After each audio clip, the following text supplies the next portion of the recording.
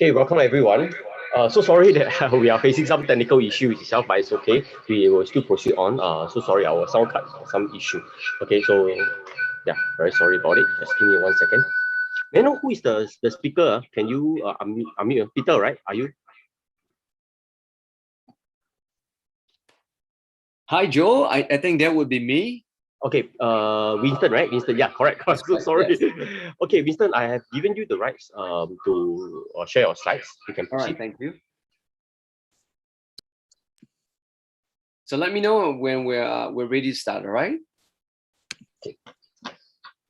Okay, welcome everyone for tonight's event itself. Really, it's an honor to have Mr. Winston today to share with us on cryptocurrency. Just give me a second, because you were rushing me for one of the demo days just now. So just give me 1 second, and we are trying to actually sort out our sound card. So sorry.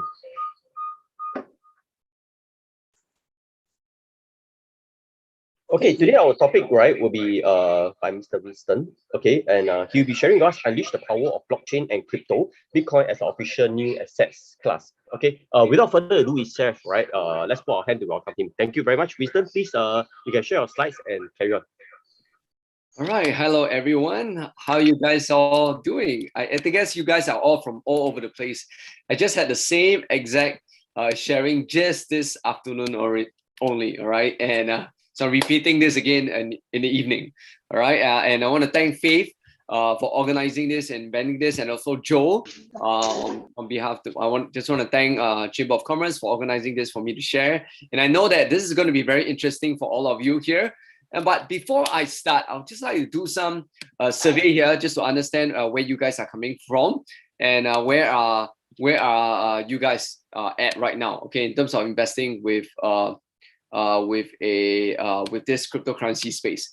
I just want to know here, how many of you here, and I want to keep the typing to a minimal in the chat, unless we'll save all the questions towards the end so that we don't disrupt the flow of this presentation. I'm trying to make my training as short as possible, but it seems like it's going to be a long thing because if you want to talk about cryptocurrency, there is no end. Okay, there is no end. But having said that, I would like to know where you guys are at right now so I can try to meet at majority of your level. Okay, so if you have already bought a Bitcoin, okay, you have bought a Bitcoin, type 1. If you have never bought a Bitcoin yet, type 2. All right, just so that I know that technically in your understanding, where are you right now? So we have Faith was bought Bitcoin, Alfred has bought Bitcoin, Casey has not, Caroline has not, Michelle has not, Mark has not, Novan has not, Gary Fu has, SG Tan has not. Okay, so we can see that majority of you guys have not bought your Bitcoin yet. So at the same time, I'd love to just maybe mute everyone first at the moment, temporary. Yeah, then we don't have any disturbance. Okay, so majority of you have not bought a Bitcoin yet. I perfectly understand where you guys are at right now. So majority of you are probably new to the space of blockchain and cryptocurrencies. Some people are also confused between blockchain and cryptocurrency. So I'm going to demystify everything for you today, and I'm going to make it as interesting as I can. All right. Now, the purpose of today's sharing is actually to help you guys understand blockchain and cryptocurrencies. And this is actually, I did this in the afternoon before, but it was for another company because I'm a CTO of a hedge fund company called Entail. So during that presentation this afternoon was actually to all the investors. And I also am helping to raise funds for Children Cancer Society. And at the end, if you guys want to take a full, want to be notified on a full blockchain course, how you can implement it directly into your business or whatever, how to implement blockchain and cryptocurrencies into your business, all right, with case studies. And I'm creating a course right now that's going to be SkillFuture approved by Travelop. So you guys will get to hear the opportunity towards the end as well. Okay, the course is not on yet, but you guys can be on the waiting list. Okay, so let's get started. So before I do that, I want to say a disclaimer that Travelop Skills and Consultancy, we are a training-based company, and I'm a trainer. So I've been an investor with Bitcoin. I'm mostly in the digital marketing space. And I am not a financial advisor, and I'm not here to give you any financial advice. So I'd love for you guys to just know about this disclaimer. So whatever I recommend here, please do your own research, okay? Whatever I show you right now, the references I gave you, please go back and do your own research. So if you're okay with this disclaimer, please type in the chat the letter R, okay? R stands for research. So you can type the word research, or you can type R, and then I can move forward with this, okay? So we know, between you and me, we know that whatever I'm going to share with you guys is for information purposes, is for educational purposes only, and please do your own due diligence and verify it with whatever I'm about to share with you guys, okay? If you guys are okay with that, just type the word R, and we can get this out of the way, and then I'll get started with my sharing. Okay, let's get started. So what we'll be discovering today in this Travelop Crypto Sharing is the latest update with Bitcoin. I know Bitcoin recently has dropped quite a bit from the high of 64,000 to about 30,000. That's almost like half 50% discount, okay? And what the difference between blockchain and Bitcoin, why do we even need Bitcoin in the first place, okay? Why do we even need cryptocurrencies? And a bit of Bitcoin history. And also one of the big difference that a lot of people are having confusion is Bitcoin, Ethereum, and what is USDT, okay? So I'll be going to that for newbies out here. For a lot of you who have never bought a Bitcoin, I assume most of you don't have a knowledge on that. And also we're going to look at how big the cryptocurrency is right now. We'll also be able to look at scams. Right now, because cryptocurrencies is not controlled by anyone, so scams ban is easy entry for a lot of scams to come in, right? To claim that they are cryptocurrency. So all these things I'll also be sharing with you guys what are some things you need to look out for to identify if it's a scam or not, okay? And is it even worth keeping to buy? Okay, so 3 ways to get passive income with crypto, only if we have extra time to do that, right? And you guys, if at the end you feel it's really good and you want me to share a little bit more about 3 ways to get passive income with crypto, then I will dive in a little bit. If not, we may have to do it another time, okay? And also, if I have time, I hope that I'm doing this also to help the Children Cancer Foundation. If you'd like to support that, you're more than welcome. At the end of today's sharing, I'll be putting in the link into the chat as well. Okay, now apart from that, because today we cannot cover everything that you want to be covered in terms of cryptocurrencies, I have created a Telegram group chat that you guys can join as well if you want to. It's called bit.ly/WeInvestCrypto. So inside there, there's no promotion inside there, so none of us are promoting any coin inside there. Everything inside this group chat is just for information purposes, okay? It's for educational purposes only. So there is no promotion of anything or insight or any course inside this chat. So this chat is solely for questioning, answering. If you guys ask any questions, I'll create videos, I'll put it on YouTube, and I'll share into the group, and everybody can get to watch, and you can share the videos as well, right? So basically it is just for sharing educational purposes. If you want, you can join the Telegram group later on. Okay, so a little bit background myself. My name is Winston. I've been an entrepreneur for most part of my life. I started with digital marketing back in 2002, so I have over 20 years of digital marketing experience. So not only do I consult people blockchain, I'm a CTO of a hedge fund company. I also am doing digital marketing training as well, which will be SkillFuture approved. and under Tribello as well. So with the digital marketing experience, I've got myself multiple awards in real estate as well. I was a 6-figure earner generating leads online in my first month in real estate. I'm a father of 3, and I also go do topics on parenting. If you actually go to my Facebook, Winston YE, all right, Winston Yi, you'll be able to find me. And one of my most recent talk was about training my kids to be independent. All right, independent children. So my kids, since primary 1 to primary 5, I never need to set alarm clock for them. I never have to wake up in the morning, 5 a.m. They wake up, they cook themselves, they plait each other's hair, they dress up themselves, and then so that me and my wife, since they're primary 1 to primary 5, we never have to wake up. We never have to wake up. They do everything on their own. Okay. So I talk a little bit about independent parenting. Anyway, there's no cost for that. So anyway, formal, I don't have much. In fact, I want to say I have a PhD. I'm proud to say that. PhD stands for Polytechnic Halfway Dropout. Okay. So Polytech. So a lot of my education is self-directed. Okay, self-directed. So I was a top achiever before. My brother also is a self-directed self-learner. He has never attended any business course. Neither is he a fashion designer. But without having all this background, he has also created multiple outlets around in Singapore and other parts of the world with a brand called Benjamin Barker. Some of you probably heard him, and you probably read his being featured on Business Times as well and Straits Times, right? So I also train digital marketing for realtors as well because of my experience in real estate. So I know how real people think when they search on digital marketing. And I've also spoken on e-commerce. I've also have an e-commerce business, so we generated more than $100 million. And I've spoken pre-COVID-19. I've spoken in over 5 continents to more than 300,000 people. So and including China. So I went to China and spoke there a couple of times, in Macau as well, and India and many parts of the world. So back to Bitcoin. So my journey in Bitcoin started with criticism and with a lot of skepticism, and I was thinking it's a scam.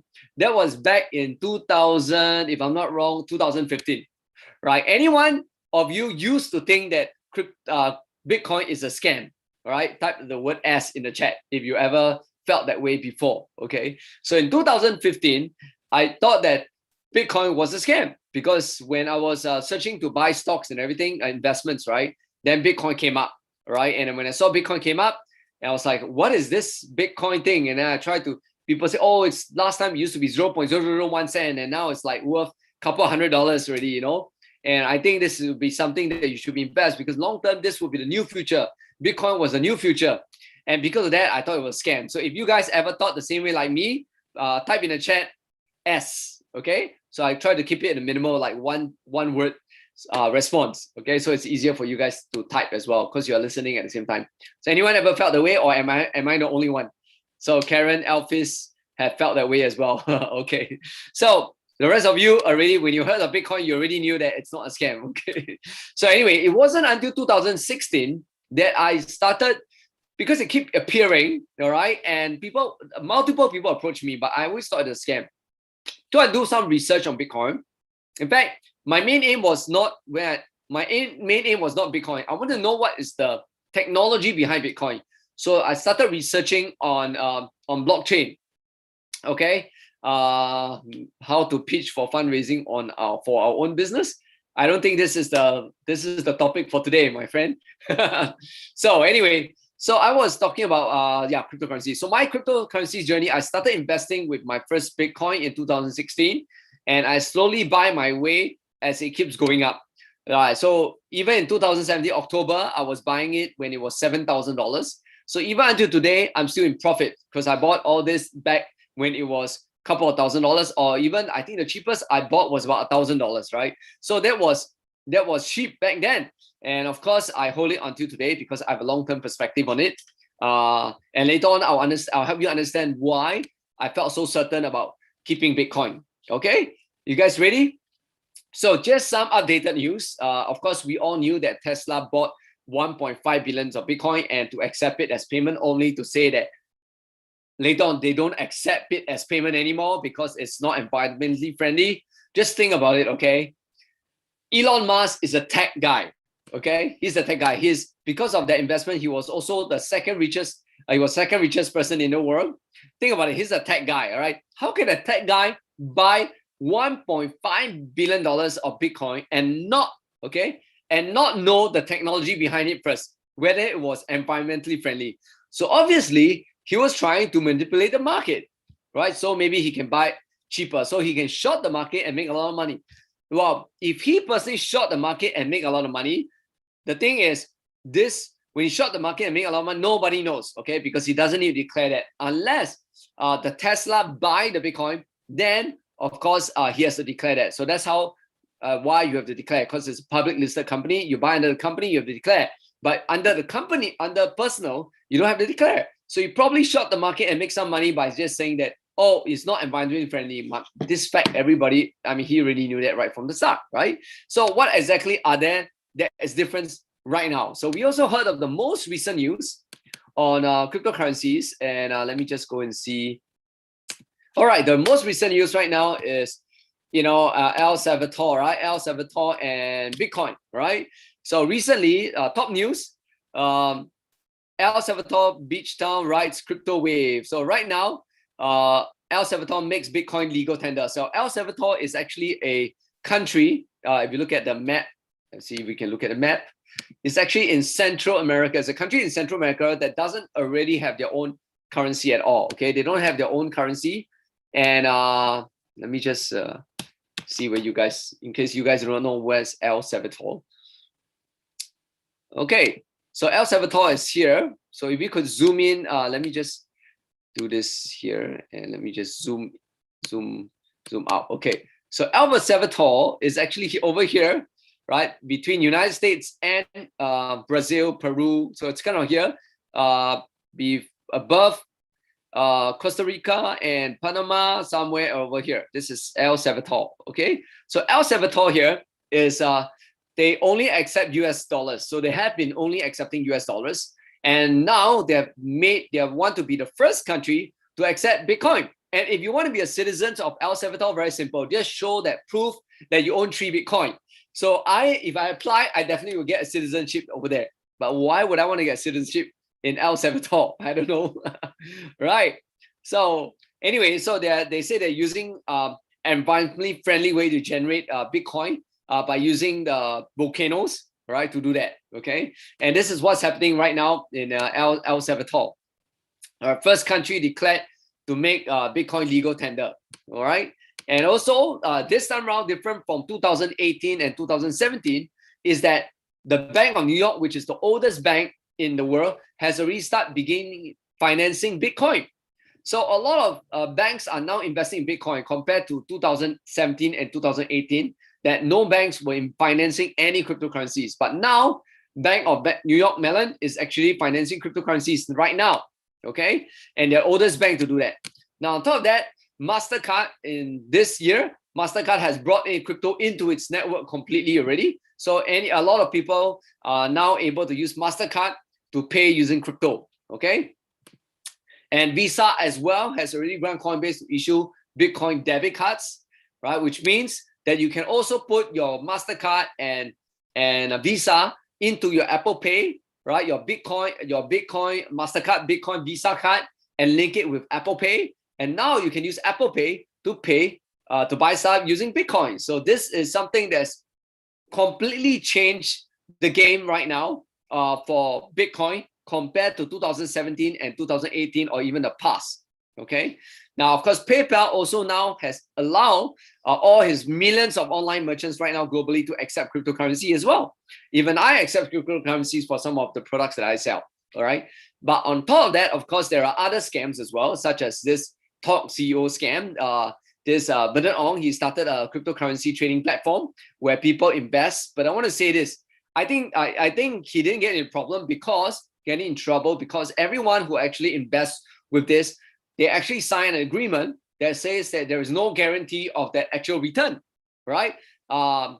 Investing is actually a high risk a way of making money. So if you guys ever invest in this, you probably know that there really is a disclaimer, okay? So even there's 70 police brought, unfortunately, they can't do much about it, all right, because they already had a disclaimer that people already signed. So please know that if you bought any cryptocurrencies, if you transfer it out of your Bitcoin wallet and you transfer it into anywhere else that promise you high return, please be careful. Please be rest assured that you could lose 100%. There is 100% possibility that you could lose 100%. Okay, just know that there's 100%. There's a possibility that you could lose 100%. So please know that. All right. And the day just before the collapse of the company, the CEO just bought a McLaren and show off on Instagram as well, right? But of course, later on, I heard he sold it away. Anyway, so other than that, there are also other people who claim to be cryptocurrencies, like OneCoin fraud, and a lawyer was actually, was convicted, all right, to prison for helping to launder $400 million US dollars worth, okay, of proceeds from this Ponzi scheme called OneCoin.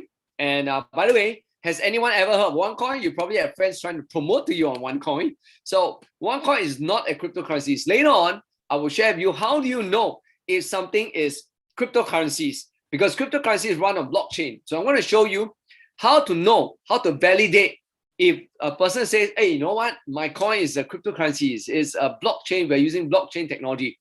How do you validate it is a blockchain technology? Anyone here is keen to know how to know if someone were to tell you that it is true that they're using blockchain? Anybody would like to know what is the secret to know? If you want to know, type 1 in the chat, right? So I want to make this a bit more interactive, you guys. Type 1 in the comment or type 1 in the chat, right? And then, of course, if I have time, I'll show you guys. Thank you all your response. Wow, amazing. So we have like 44 of you guys here learning about cryptocurrency. So I believe you're in for a treat, okay? Now, of course, a guy that was found promoting OneCoin was fined $100,000, right, for promoting the Ponzi scheme.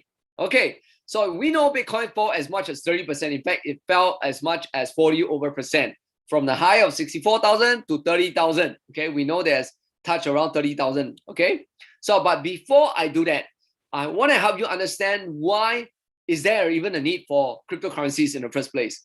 In fact, Bitcoin is only one of the 6,000 over cryptocurrencies available out there.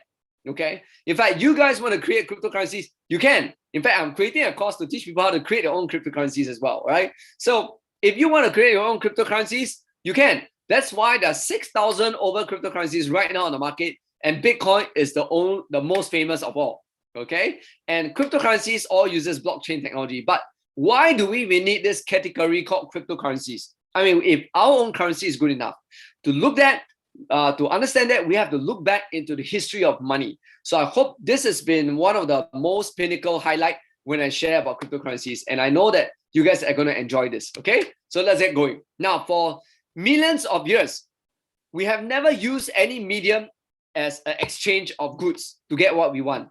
For 6 figures, for 128,000 over years, okay, or even as long as throughout the history of mankind, 99.999% of the time, we have been doing barter trading. We've never used any medium. Okay, we've always been like, you have strawberries.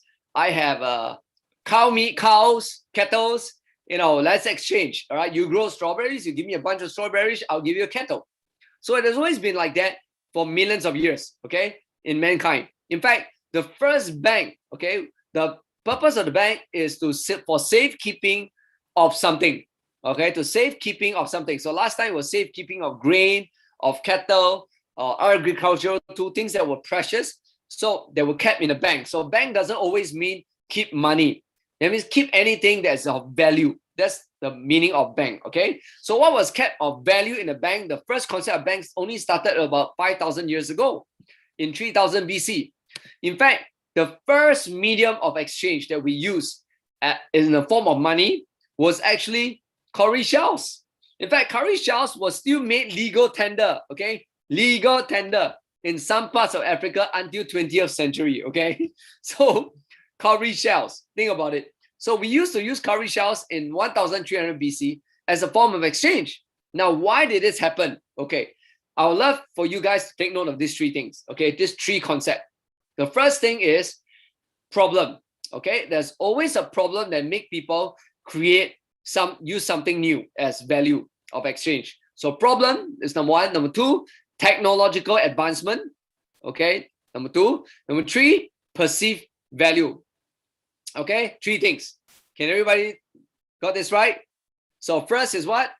First is what? Problems. Okay, so I'm going to run through problems, right? Second, I'm going to run through technology, right? Third, I'm going to run through value, perceived value.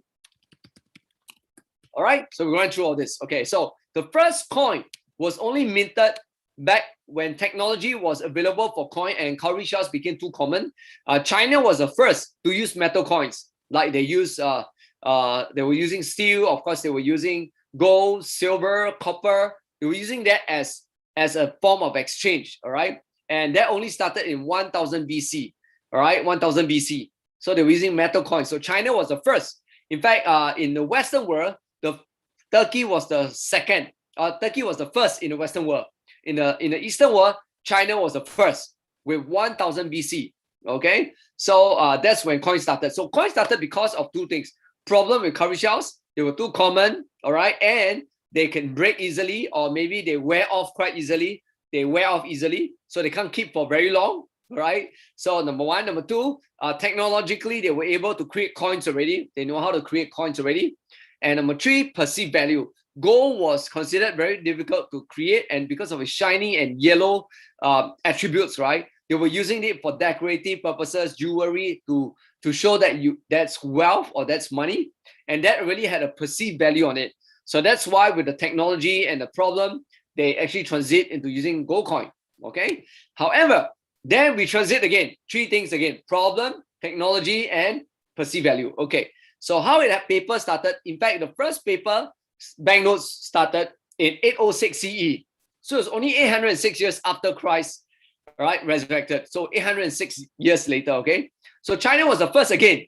So why was that a problem? Number 1, there was a shortage of copper problem.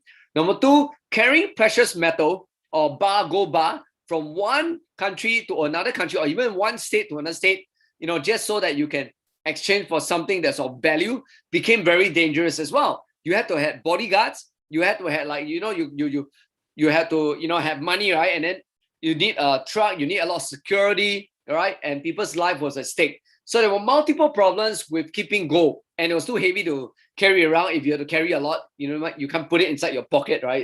It looks very heavy, and your life could be in danger. So because of that, it was cumbersome. So number 2, there was a shopper cottage problem. All right. And then technologically, paper, manuscripts, paper was just already been around for a while.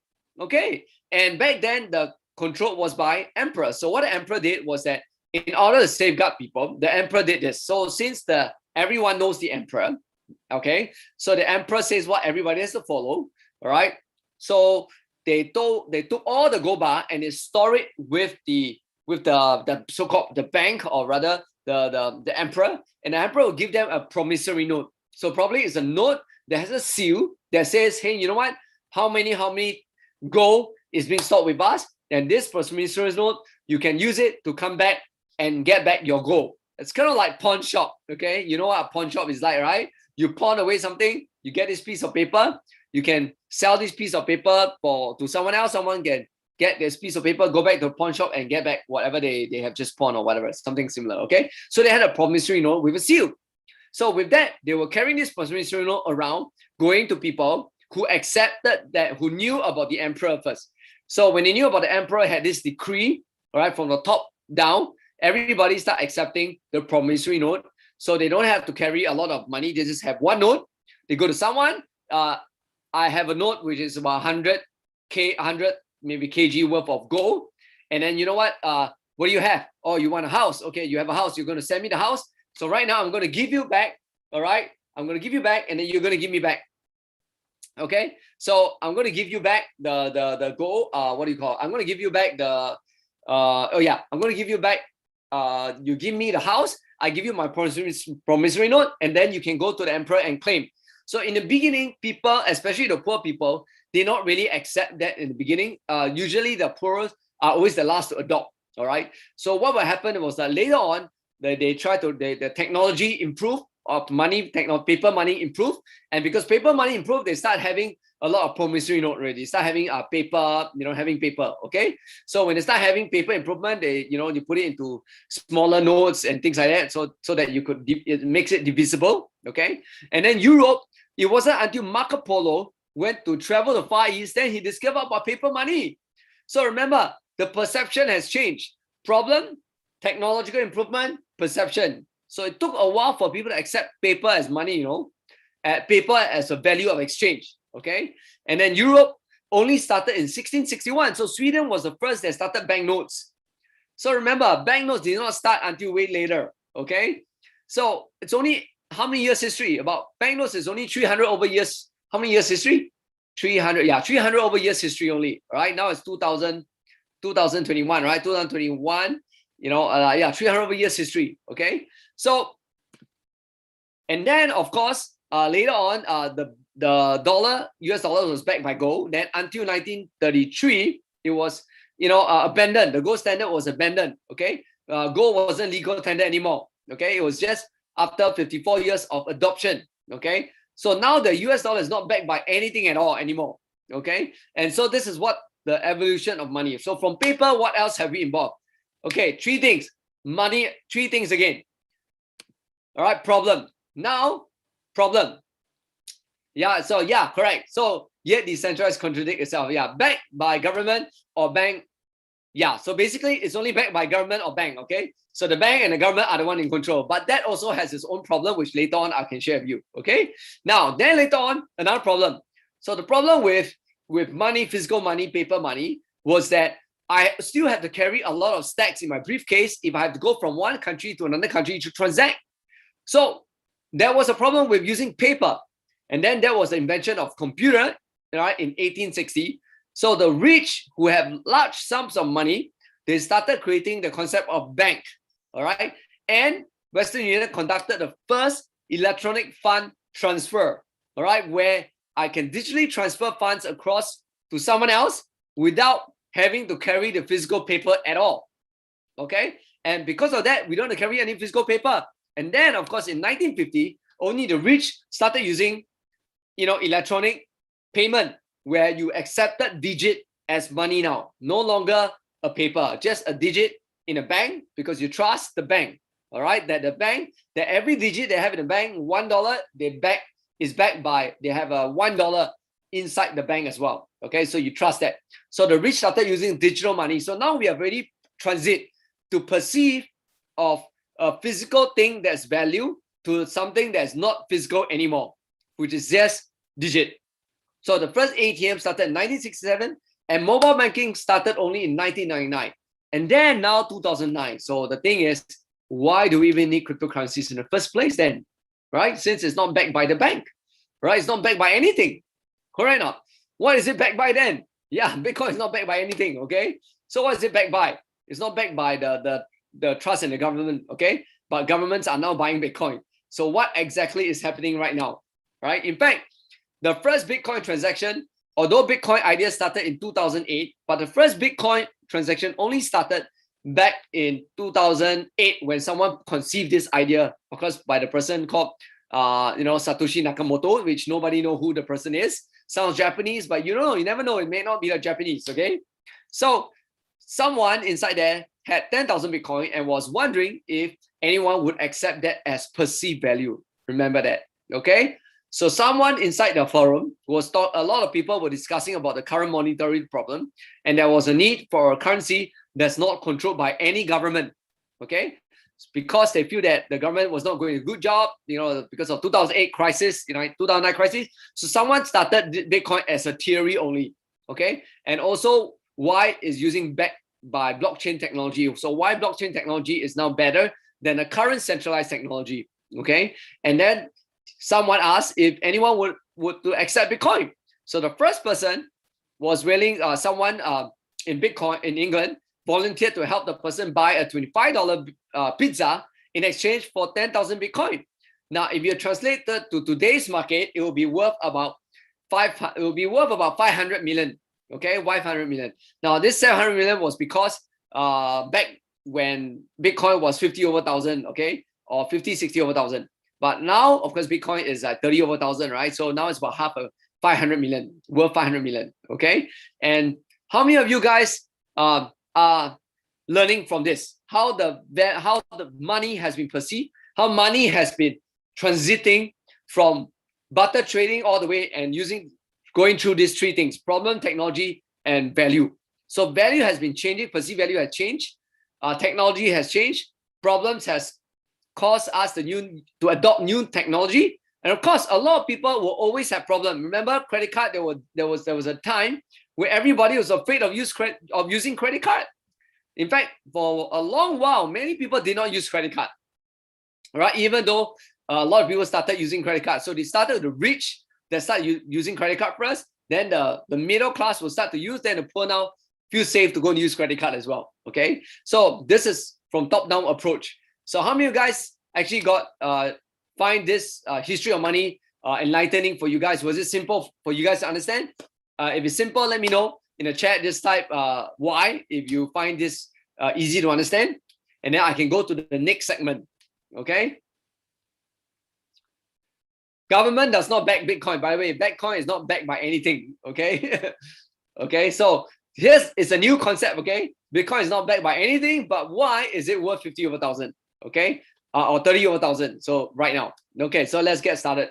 Let's get the next part. Okay. So if you really understand this, the truth is money is just a little more than an idea. It's an illusion. Okay. It's shifting. We have been shifting in terms of perceived value of something. Okay. We've been shifting.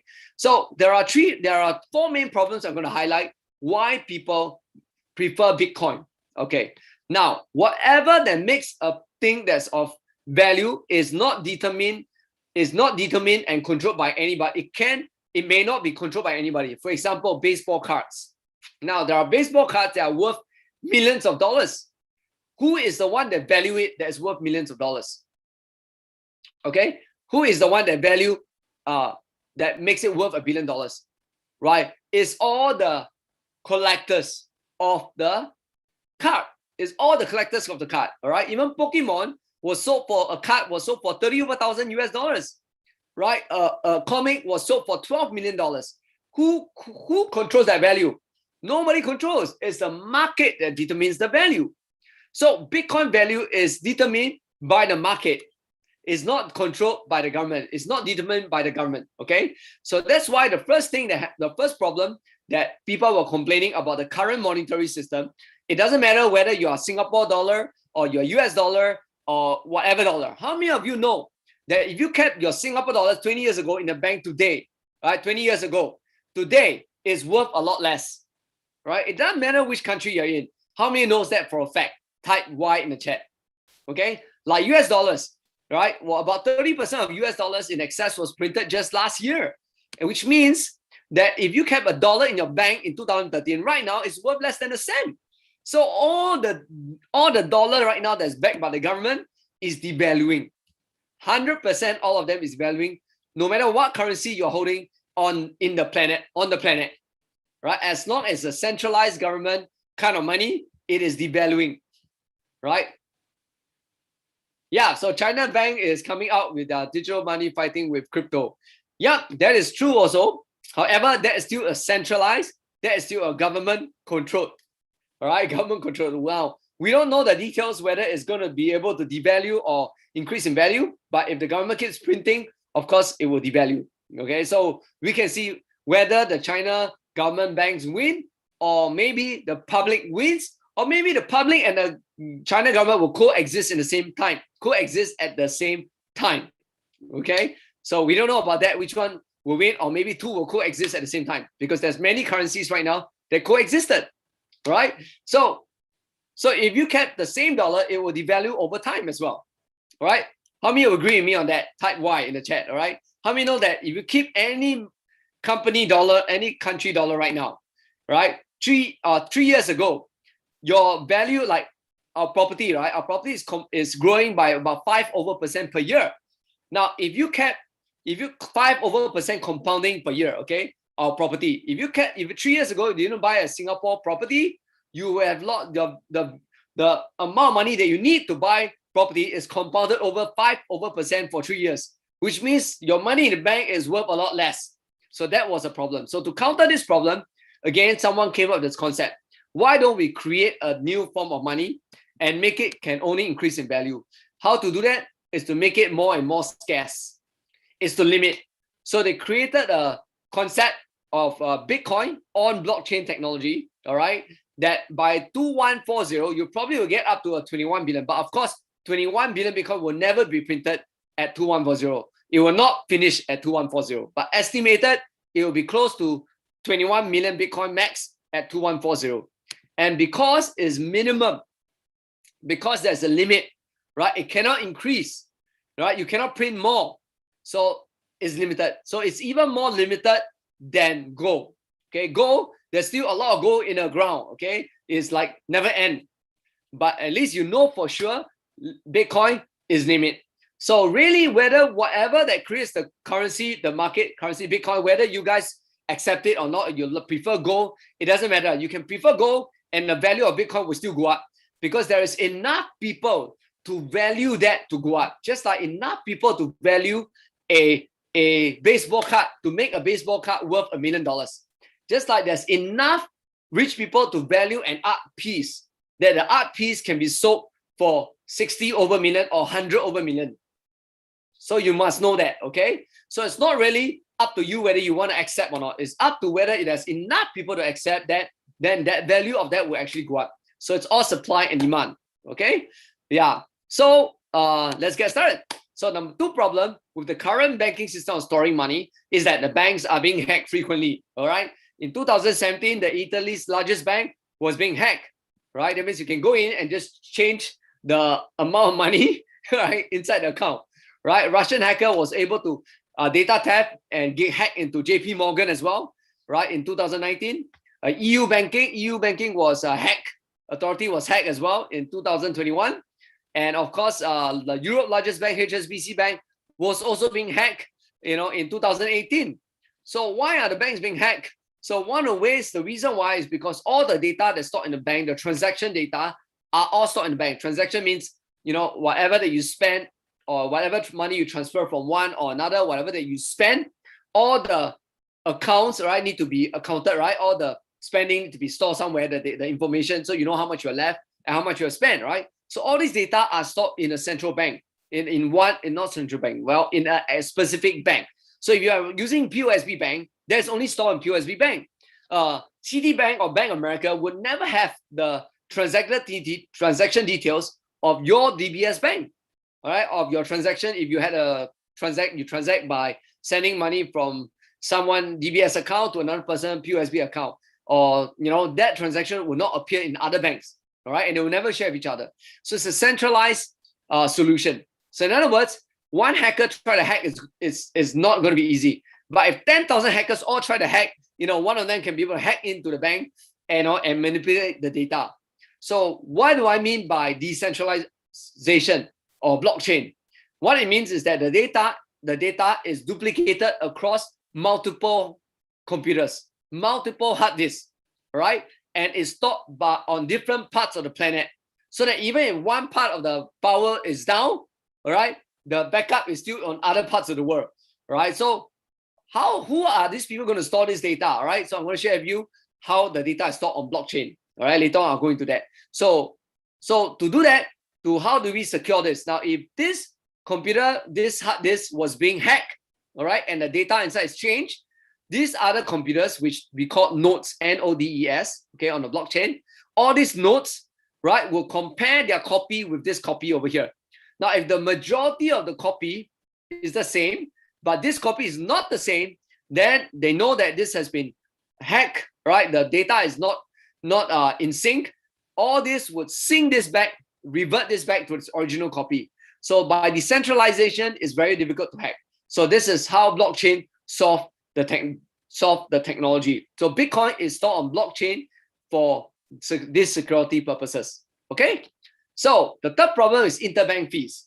If you had to use the traditional banking system, the traditional money form of money, you had to go, you want to transfer money from one country to another country, you have to go through the payers bank to the correspondent bank A, correspondent bank B, all right, and then the payees bank.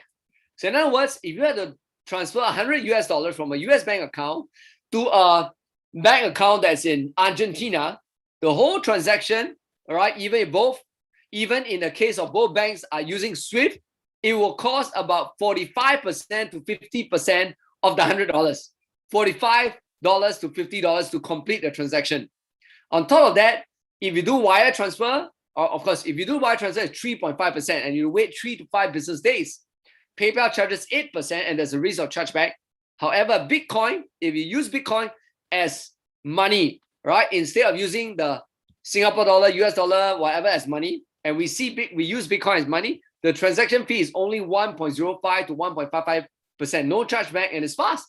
Compared to Western Union, no, to transfer, the transfer fee is only like 1 cent, right? And you can transfer any amount to anyone in the world, and you don't have to go through any of the banks, because if you have go through any of the banks, definitely they have to make some money. It's just the way the system works. There's no way to not let them earn something. They have to earn for doing some work for you, right? So that fees, but then Bitcoin is not controlled by anybody. You've not gone through any government body. So it's just like if I transfer, I just transfer directly across to you.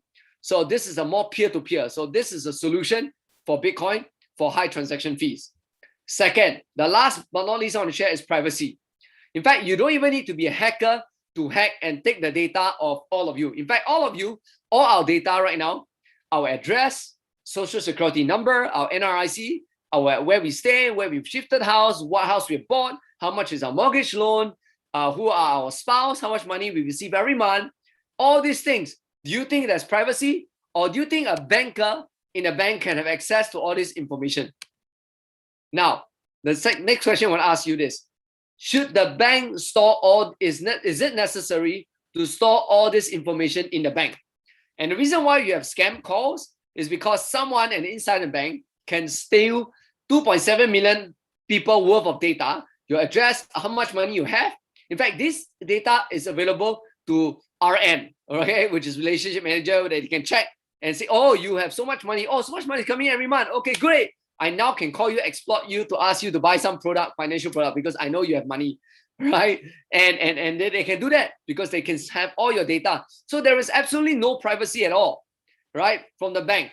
Now, how many of you here would prefer that the bank should only store our transaction information, not our private information?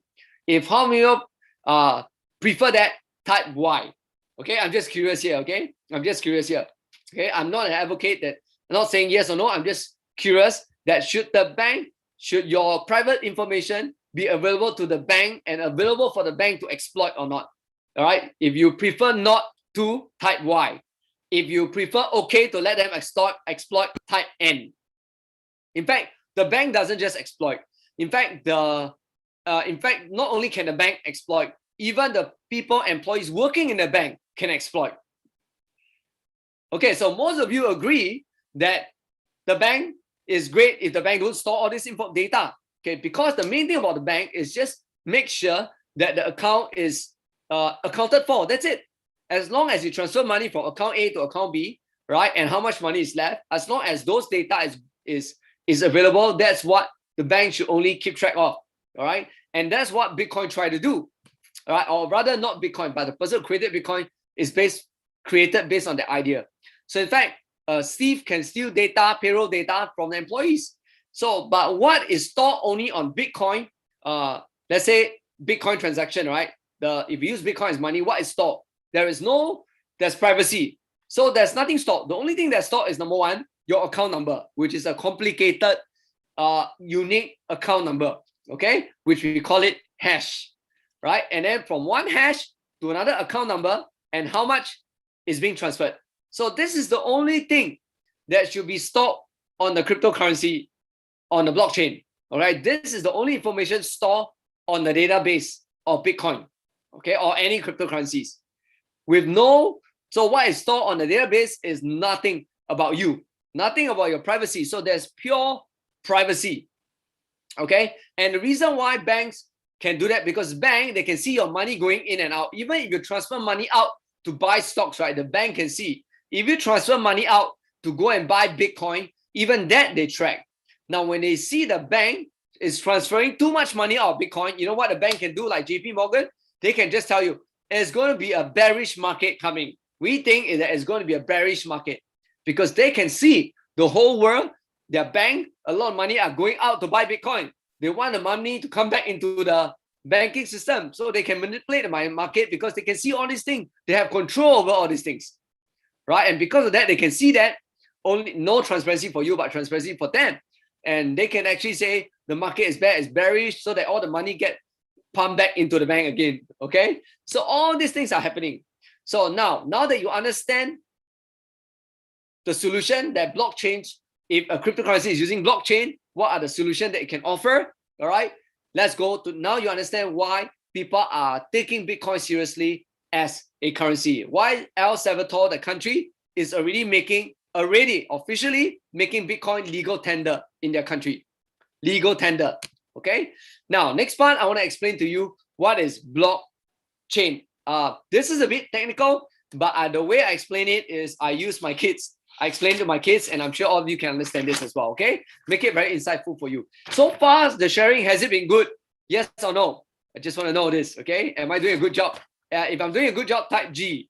Okay, if you guys type G or yes, okay, just let me know that. Okay, if I'm doing a good job, okay, explaining. Okay, great. So next thing is about what is a blockchain. To understand how blockchain works, later on we're going to go into a little bit about Bitcoin mining. Okay, very short on that. But let me just talk about this. Okay, so imagine every data is this piece of paper. Every transaction is a piece of paper. So this piece of paper is called a block. The only reason why they call it block because it's three information.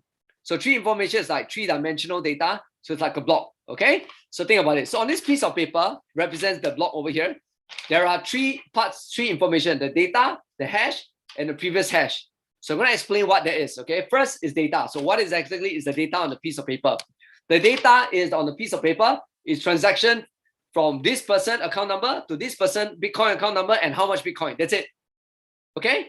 It can be any currency, okay? It can be like this account number to this account number, transfer not Bitcoin, maybe Ethereum, okay? Maybe not Ethereum, maybe Dogecoin, okay? So because all these coins are using the same blockchain technology, okay? So on the piece of this block, transaction from which transaction number to which transaction number, how much? Data, okay? Second is this paper needs a unique receipt number. Just like when you go and withdraw money from the bank, you print out a receipt number and there is a transaction reference number so that this transaction is unique from every other transaction out there. So there's a unique transaction number attached to this transaction, okay? So this unique piece of paper is unique by itself, okay? Because it has a unique reference number and that's called hash. So how do you create this receipt hash? Well, you take the previous receipt number, combine with the data, all right, to create the current data to create the new receipt number. So I don't have to explain the algorithm to do that because that's too technical, but you just need to understand the idea because that's more important. So this is how they chain together because they had to use block one created with the data, created a new receipt number for the latest transaction. And then the next transaction, so example, block one is maybe Jerry transferred to Edwin, okay? Edwin, and $100 of Bitcoin. Okay, so that's the first transaction. So there's a receipt number already, okay? Next one, Winston transferred to maybe Mark or transfer to Alphys, okay? So Winston transferred to Alphys, another $200, okay? That's the second transaction on the block, okay? So in the transaction on the block, I had to use the receipt number from the receipt number that Jerry transferred to Edwin, that receipt number, combined with my data to create a new receipt number for this block. So that's how they're all chained together because the receipt number is used to create each receipt number. That's how they chain together. So this blockchain is very difficult to hack because in order to hack the blockchain, right, even if you can hack and change the data here, once you change the data here, it will change the receipt number here. And then the receipt number here will not tell you this receipt number here. Once it doesn't tell you this receipt number, it will be flagged that it's been hacked and the data will be corrected back automatically.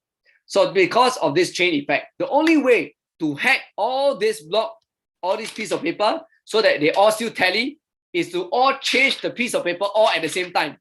You need a supercomputer to do that, to change all the data of all the block all at the same time. Okay, so using a block is really difficult to hack, right? To make it even more difficult, you store this blockchain on multiple computers around the world. In fact, all the data that's stored right now in the current banking system is not using blockchain to store. So their data, right? If there's a hacker that can hack in, right? The hacker can just change this piece of paper and it doesn't affect the rest of the piece of paper. Okay, so the current banking system is not using blockchain, right? So someone can change this piece of paper, it doesn't affect the rest of the paper. But in blockchain, you change this piece of paper, it affect the rest of the paper. That will create an alert that this has been hacked, and you revert this back to its original. Now, to make it even harder, more secure, this piece of paper is duplicated, okay, across on multiple computers. Remember, I showed you about decentralization, the database. So all the transaction that's happening on all the block is duplicated on multiple people's computer so that you decentralize it. So in other words, even if one computer is hacked, the rest of the computer says it doesn't tally with the majority would change this back to its original copy. But the problem, some people are going to ask me this: who's going to turn on computers to store all the blockchain data in the world? Okay, who's going to store that? Well, this is where who's going to store that, right? Who's going to store this decentralized ledger computers around the world? Well, to do that, I'm going to help you understand how people print Bitcoin. Anybody will want to know how to print Bitcoin? How to print Bitcoin money? Bitcoin. Anybody would like to print Bitcoin? Now, we print one Bitcoin now, it's worth $30,000, right? Anybody will want to know how to print money? Well, Bitcoin is money because there's enough people that value Bitcoin at 34,000, not the bank value. There's people around the world that already value Bitcoin that is worth $34,000, 35,000 now. Today just went up 35,000 now. All right. So how many would like to print Bitcoin? Type me. Okay. And now I explain to you right now. Okay. So I got good news and bad news. So the good news is I'm going to explain to you how. Okay. So the whole steps. Okay. The first thing is, number one, Bitcoin would actually, when there's a transaction, when someone sends money across to someone, that creates a transaction. When that creates a transaction, there's a block, which I've just explained to you what the block is already, the piece of paper. Okay. Now this piece of paper now is going to have to inform all the computers that store the data. Okay. To tell them to update this piece of paper. There's a new transaction. You all need to update into your database. Okay. Now, in order for them to update, before they update, they have to do this thing. They have to do this thing called mining. Okay. So basically, these people who are willing to buy powerful computers with high, like GPU computers, graphic card with high processing power, that use up a lot of energy, right? And all the computers will have to compete to solve a puzzle. Okay. All the computers that willing to store Bitcoins will compete to solve a puzzle. Now, I don't need to explain to you the puzzle because that's too technical to explain here. I will have to go to details about that only in a detailed course. Okay. Now, unless you learn programming, but if not, just understand that there's a complicated puzzle, and a puzzle, the one that solved first will get rewarded in Bitcoin. So how they solve the puzzle is you need to use a powerful computer. So now it's been associated that the more powerful your computer is, the more faster speed your CPU or GPU is, right? Which consumes more electricity, which is more expensive, right? The higher chance you are to earn the Bitcoin, or more Bitcoin you will earn. Okay. So the first computer that solved, that computer, the person that owns the computer will receive reward, okay, from Bitcoin. Okay. And this is called proof of works, will receive Bitcoin. And then the piece of paper then is added to the blockchain and then is updated to all the computers. And this is how the blockchain is completed. And that is the reason why a lot of people are buying a lot of computers, right? A lot of GPU mining to mine the Bitcoin, to store and mine the Bitcoin. Interestingly, the Bitcoin, all right, to store and mine the Bitcoin, right, in Singapore, back in 2015, it was profitable. If you bought a computer, a GPU computer, or a computer, you could use your GPU or CPU, your graphic card, to mine Bitcoin. And back then, it was profitable. Okay, until now, it's not profitable already, because you know why? The amount of Bitcoin they print now is getting lesser and lesser. and your computer, you have to compete with more people with more powerful computers to compete. When there's more computers competing and the amount of Bitcoin that is printed is getting lesser and lesser and lesser, all right, it becomes not worthwhile to print Bitcoin using buying computers individually right now. So the only people that can be profitable mining Bitcoin is people who can buy GPU in bulk purchase. So they get maximum discount because they buy bulk purchase. And then they go to a place where the rental is cheap, where the electricity is cheap, where the weather is cold, so that the CPU would heat up, right? So in order to maintain the CPU from overheating, right, you need some place cold. So a place that's cold, a place that's land is cheap, so they can build a Bitcoin farm. Okay, so there are people who actually want to calculate that there are certain places that if you mine Bitcoin is more profitable, certain places less profitable. Okay, so in terms of profitability of mining one Bitcoin, right, the least profitable is actually South Korea, right? Even Singapore actually. Okay, because compare the electricity cost and the line cost and the import cost of all the GPU mining stuff is become not profitable already. Okay, for mining Bitcoins. Now, of course, the other people will come up with different cryptocurrencies and say, hey, you know what? Bitcoin now cannot farm already, cannot do already. Maybe I'll create a coin. My name is Winston. Let's say I create a coin. Or maybe Chamber of Commerce, we decided to create our own coin. Okay, we call it a commerce, chamber coin. Okay, we call it chamber coin. Okay, since we call it chamber coin. So if we call it chamber coin right now, and they say, you know what, chamber coin, you guys can now mine chamber coin because we're just starting out right now. So it's still profitable. You can use your computer to mine chamber coin. Anybody would like to mine chamber coin if you can use your current computer now to mine chamber coin? Anybody would like to? Type 1, right? Type 1, okay? If you like to, if let's say we will have to create a chamber coin and you can use computer to create chamber coin and it's cryptocurrency. Now, here's the thing. Multiple computers out there have already created many, many coins, okay? But the thing is, if the coin has no value, right? It's noisy. Someone says it's noisy. Noisy background. Can you guys hear me? Karen said noisy background. So if you guys can hear me loud and clear, let me know. Is this noisy? If it's not noisy, just type 1, right? Just so I know that it's clear. Or is it maybe because only perfect? Okay, great. Thank you. So yeah, so anyway, anyone can create a coin and allow people to mine. However, if nobody is willing to accept that coin that you create, chamber coin, and pay money for the coin, exchange real money for the coin, if there's no demand for the coin, remember, there's no perceived value for the coin, then the coin you can mine all you want and it's still worth nothing.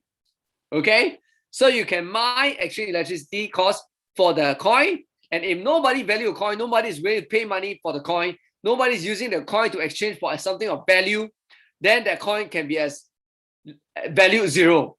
Okay, however, some coins like Dogecoin have become valuable. Why? Because they have a community of people. I think they have like hundreds of thousands of people who now have invested in Bitcoin, and now because they have all invested in Bitcoin, they're all invested in Dogecoin, and they want Dogecoin to have value, and they're all willing to accept and buy Dogecoin with real money and willing to accept Dogecoin. Some people are willing to accept Dogecoin, in exchange for things, and that has created a perceived value for that coin. So remember, the perception, the value of a coin is determined by a group of people, right? Now Bitcoin, the value of Bitcoin is going up 34 because the massive number of people now has accepted that as value, right? And that's why even now, New York, they're using their legs, right, to set up Bitcoin mining operation, using their legs, okay? Using their legs, electricity power to mine Bitcoin so that every one of the workers can get to have a share to earn Bitcoin. All right. So now, remember just now I told you, if someone were to tell you, say, hey, we are doing Bitcoin, we're doing cryptocurrencies. Okay. How do you know if they're doing cryptocurrencies or Bitcoin? Or if they're doing cryptocurrencies, they're definitely using blockchain technology.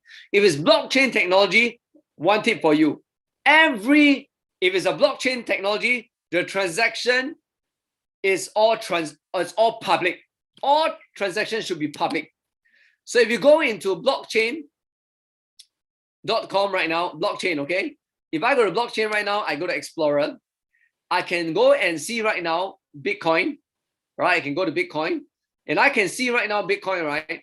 The latest, all the transactions that's happening right now in real time, okay? So all of you can see all the transactions. These are all the individual receipt number, okay? So you can see all these transactions right now is happening in real time.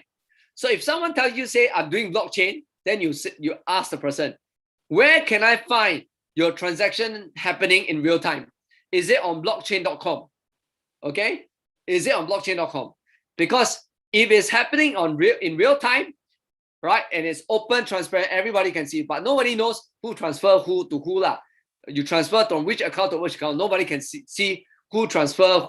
I mean, you can click here and you can go in and see for this receipt number. All right, this person transferred from this account to this few account. All right, and he transfer 0.75 to 3 accounts. Okay, this person transferred into 3 different accounts. Okay, so you can see, but you don't know who they are. So there's privacy, right, where it needs to be privacy, but there is also transparency where it needs to be transparent. So if someone says, I already sent you Bitcoin, you can immediately go to the public ledger, right, and see it happening in real time to know if someone just transferred $500 million, 500,000, $500,000 worth of Bitcoin. Wow, right? We just saw that, right? So you can see all this transaction is all happening in real time. 195,000 worth of Bitcoin just transferred. All right, so you can see all this, the movement of Bitcoin, all right, or any cryptocurrencies should be public. Okay, this you must know. How many of you did not know this? Type the word N, right, before this sharing. How many did not know this? Type N. Okay, I just want to know how many of you guys are benefiting from this sharing. Okay, so all the blockchain, if someone says I'm doing blockchain, please ask them, show me the real-time transaction right now. Where can I find? Is it on blockchain.com that I can see all the real-time transaction? Oh, black patches. Sorry, I think I know why. Is it black patches blocking at the bottom? How about now? Is it better, Karen? Is it still blocked? Yes or no? Still have. Okay. Let's see right now. Is it still blocked right now? I just want to make sure that it's not blocked. Okay. So let me continue. So all this transaction, how you know? Because it has to be, right? It has to be, you know, okay, wait, hold on. Whole session. Okay, right now it's not blocked, right? Okay, let me get back to my slides. Get back to my slides. Wait, where's my slides? Here. Back to my PowerPoint slides. Okay, great. So all must be transparent, just so you guys know. Okay, got that? Great. Okay. So now what is the difference? Miami have already started pushing Bitcoin to pay their workers in Bitcoin. They want to be the first state in US to actually accept Bitcoin. All right. Right. They want that to happen. And also right now, a lot of people are asking, Winston, some people have a misconception, you know, to buy Bitcoin, I need 30 over 1,000. Winston, I don't have 30 over 1,000. Now, the reason why Bitcoin was created was because also for the poor people. The concept was Bitcoin can also solve poor people problem. A lot of poor people are unbankable. Do you know that how many poor people don't have a bank? Okay. How many? Oh yeah. One more thing about, oh yeah. How many poor people are unbankable? Unbankable. Okay. Amount of people without bank account. Okay. So there are about, all right. There are a lot. Has a high percentage adult, 60%. Okay, the world's unbanked population. Okay, there is about 1.7 billion of people that does not have a bank account. Okay, 1.7 billion people in the world that still does not have a bank account. Adults. Okay, why? Because some of the poorest people right now, to open a bank account, already the bank has to earn something. In the bank, if your amount of money you earn so little, the bank doesn't even want to keep your money. Okay, and so Bitcoin solves this problem because anyone can own Bitcoin. Why? Because Bitcoin, the lowest amount you can earn is 0.00001 Bitcoin. It's called 1 Satoshi. So $1 can get you 1,000 Satoshi worth, 1,000 over Satoshi worth of Bitcoin. Did you know that? Which means you can buy $50 worth of Bitcoin. You can buy $100 worth of Bitcoin, right? You don't actually have to buy 30 over 1,000 worth of Bitcoin. So you can buy Satoshi worth of Bitcoin. Got that? Okay. Right. So if we had, right now, there are about 46.8 million people who are millionaires who have asset of more than $1 million US, okay? If every one of them, including me, all buy 1 Bitcoin, there will not be enough Bitcoin for everyone. If Bitcoin is digital gold, then it will not be enough for everyone, okay? Now, there are a lot of government right now are now owning Bitcoins. In fact, the Chinese government owns about $12 billion worth of Bitcoin. Right? Right now, the grayscale is has about 41 billion worth of Bitcoin. Even US government is still holding on to Bitcoin. Okay. Interestingly, if you go and check online, let's see, Bitcoin. Okay, who else own Bitcoin? Oh yeah. If you go into the treasuries, okay, so look at treasuries right now, you can see that the largest holder of Bitcoin right now is MicroStrategy, right? Is MicroStrategy. Okay, we all know who he is, right? He owns the most, and he only started buying last year massively in 2020, right? And he owns 2.2 billion worth of Bitcoin. Okay, and many others as well are holding Bitcoins, as a Square Payment, right? Bitcoin, as well as many other public listed platforms, right? Private ETFs. There's a lot of ETFs on Bitcoin already, right? ETFs. So a lot of money, about more than $48 billion worth of Bitcoin is already been allocated into all the big companies out there. Okay, so this is what's already happening that did not exist previously. In fact, all this only happened sometime this year. So you look sometime last year, look, 2020, 2020, 2020, 2020, 2020. Okay, this one was 2015. 2020, 2018, 19, see? 2020, 2020, 2020. So you can see there is a big difference between now and in 2017 and 2018. A lot of these all happened all in 2020. Right, all happened in 2020. So right now, I feel the drop is just correction. Okay, in my personal opinion. Okay, so now that we've already covered Bitcoin, the next thing we want to talk about is what is Ethereum. I mean, if we have Bitcoin, it's good enough. I like that Bitcoin has privacy and also transparency. I like that transfer fee is low. I don't want to pay any middleman. I like that I can buy $1 worth of Bitcoin. $1 can buy Bitcoin already. Right? I love that Bitcoin is getting lesser and lesser. So my value of my Bitcoin will not drop in value because it gets lesser and lesser. There's less of it over time. But why do we need Ethereum? Okay, so Ethereum solves basically one big problem. Now, of course, other than transaction speed, like Bitcoin only transact 4.6 transactions per second, which means that if we have 100,000 people right now all paying in Bitcoin, we have to wait 6 hours before we get the receipt number, get the receipt out. Okay, 6 hours, because it can only have 4.6 transactions per second compared to Visa can do 1,700 transactions per second. So Ethereum tried to expand it by having it 30 transactions per second. But that's not the main problem it solves. So I'm going to explain to you what is the main problem that Bitcoin solves, which is like a new leap in cryptocurrencies. Okay, so I'm going to explain to you. Anybody here doesn't know what problem does Bitcoin that Ethereum solve that Bitcoin doesn't solve? Anybody doesn't know? Who doesn't know? Type N. Okay, and if there's enough, if all of you know already, then I will not share about it. Okay, so if Bitcoin is so good, why do we need Ethereum? And why are there so many other coins out there? Okay, so most of you say no. Okay, good. Now I'm going to explain to you why. Okay, so other than the transaction size, a transaction volume is only 4.6 transactions per second. Other than that, the main issue is trust. Okay, let me explain to you what do I mean by trust. So, for example, if right now I would send Bitcoin to you right now, right, as money, right? However, let's say I love to buy something from you. Let's say you sell a handphone, mobile phone. Now, if I send my Bitcoin to you directly right now, okay, How can I be sure I can trust you that you will deliver the phone to me? How can I trust you? Because once I transfer money out of my Bitcoin wallet, I cannot get back already, no?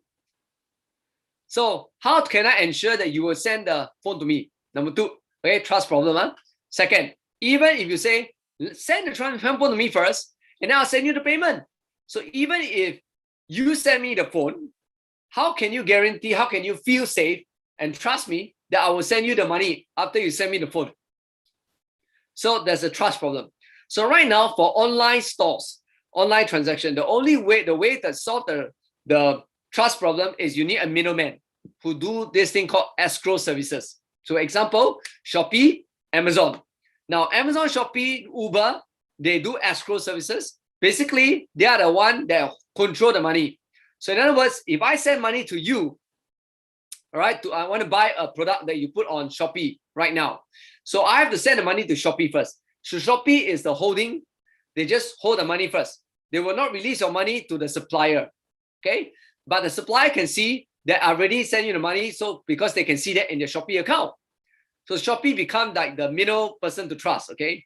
And then the person on Shopee have to send the goods to you first.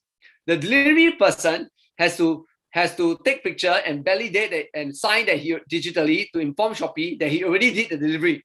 Because if he did not validate that, then the person who do delivery of the product, right, to your house would not get his pay, right? So once he validate that already, inform Shopee, Shopee knows that the product has been received, then Shopee will release the money to the supplier. Now, the same with all e-commerce platforms do that. Q10, Amazon. So they are the one that you guys have to trust, okay? They hold the money. That's why you feel safe to buy on Shopee, to buy on whatever, because that middleman you can trust.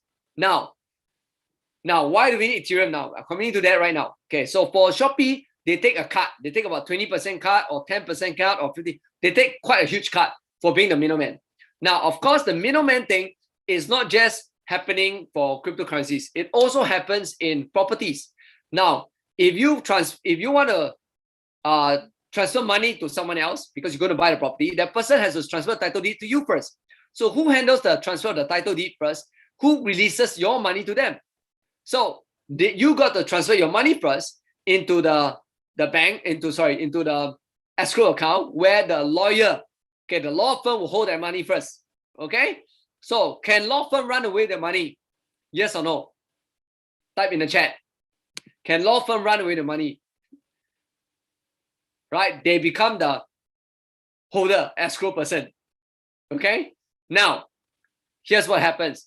They hold the money only when the title deed is being transferred, right? Then the lawyer will transfer the money across to the other person. So you still need a middleman for a transaction like that, okay? And what happened is recently, the middleman thing,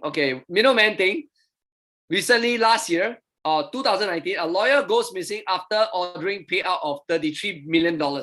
So a person took in the escrow account belonging to Allied Technology, held by the law firm JLC Advisors. So that law firm probably thinking that we are only getting paid by Allied, 6 figures a month. That will take us how long to get 33 million? Now they transferred 33 million. Oops, let me share my screen again. I think it went off. Can you guys see this? Okay, hold on. Let me see if somehow the screen was not. Okay, you can see this, right? Okay, yeah, okay, good. So the lawyer goes missing because they feel that it takes us a long time. We may not, in our lifetime, we may not get 33 million. So the moment 33 million, pop, go in, they take the money, transfer out, they leave. Disappear. Uncontactable. Okay, so trust is a problem. So how does Ethereum solve the trust problem now? This is the enlightening part. Okay, so Ethereum solve the trust problem by creating something called smart contracts, which can do automatic remittance. Escrow may not be necessary anymore, right? It costs a fraction of the cost. So all you need is a virtual signature. Okay, so how it works is this. So it's a brilliant 19-year-old who created this, just like a young punk from can become Facebook founder, right? Just like young punk can become Google founders when they were young. Just like young punk Steve Jobs created Apple when he was like only early 20s, right? So a 19-year-old create this concept called Ethereum. Okay, so this Ethereum concept is this: why don't we use same cryptocurrency, but now this cryptocurrency is programmable and it has a contract program attached to it. What do I mean by that? So let's say right now we are using Ethereum, okay, as a form of money right now. So we use Ethereum and we create a coin for property coin. So I created a property coin right now using Ethereum, okay, and I program that coin that comes to the smart contract that says that when a title deed is transferred to me, then the money is transferred to you.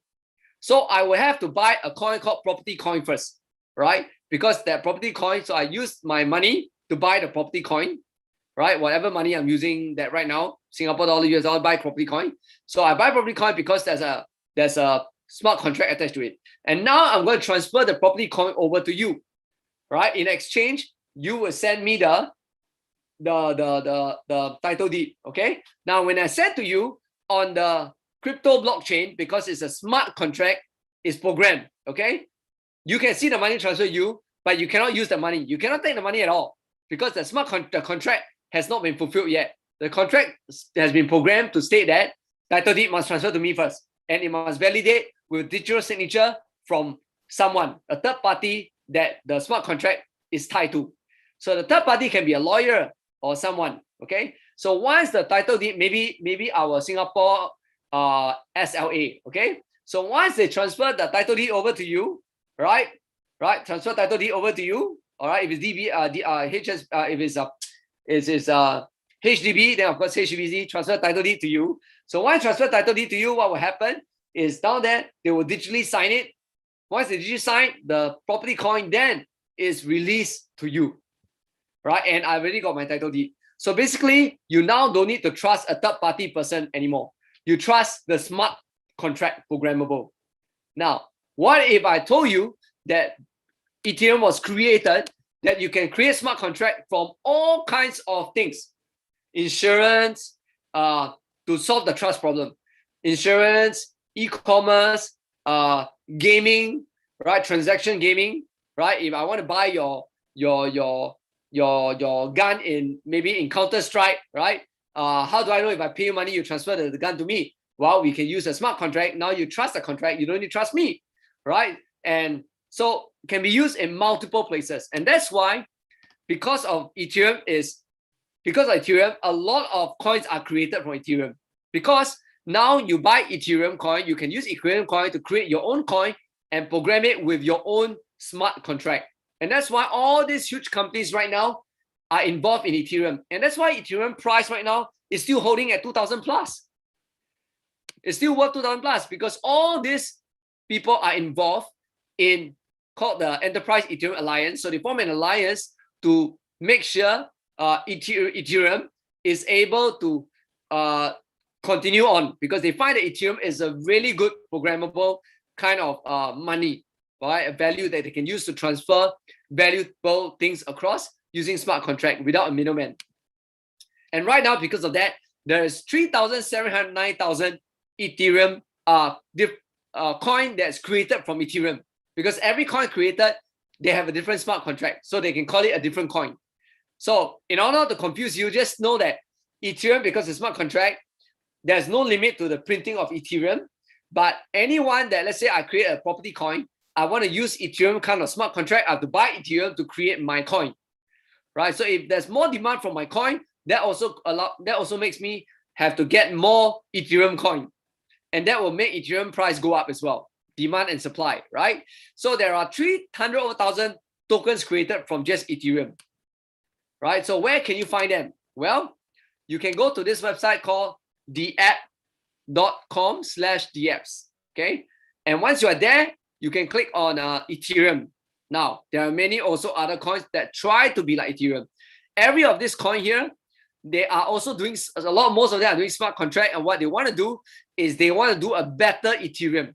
So a lot of them are trying to be a better Ethereum, okay?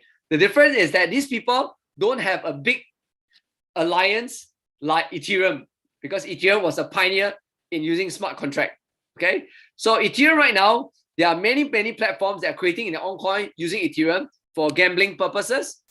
right? Because gambling, how can you trust, the gambling house, whether they'll take your money or not, or they play cheat or not, all right? So using a smart contract, then you can trust them, okay? Escrow or whatever, because gambling, people can also run away the money, okay? Gaming, online gaming, right? Online computer games, right? Because people are using computer game to buy stuff right now.